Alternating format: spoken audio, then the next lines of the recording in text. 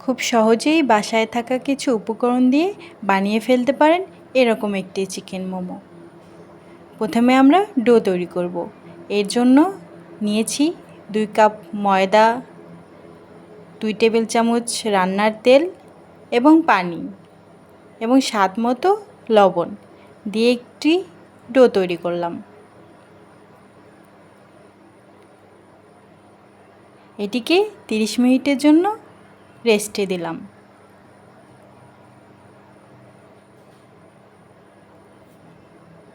এবার তৈরি করব পুর। পুরের জন্য নিয়েছি 200 গ্রাম চিকেন, কাঁচামরিচ, আদা রসুন বাটা, সয়া সস, গোলমরিচ গুঁড়ো এবং লবণ দিয়ে খুব সুন্দর করে মেখে নিতে হবে। এরপর এগুলোকে ভেজে নিতে হবে।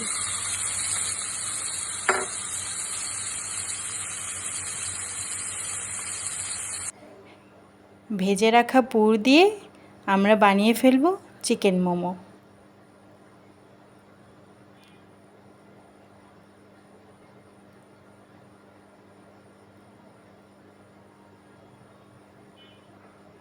এরকম একটি চিকেন মোমো বানিয়ে ফেললাম।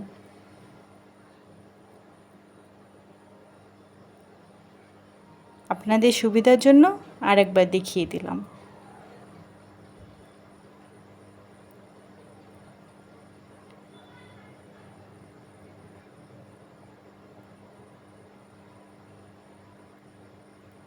এরপর চিকেন মোমোগুলোকে সিদ্ধ করতে দিব।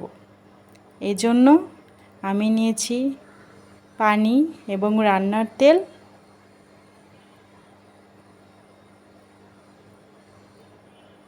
এবং চিকেন মোমোগুলোকে দিয়ে দিলাম। 20 মিনিটের জন্য স্টিম করব।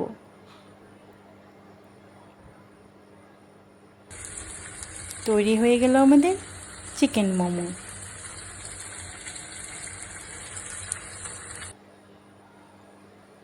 এটি খেতে সত্যিই অনেক মজাদার। বাসায় ট্রাই করবেন কিন্তু। ধন্যবাদ।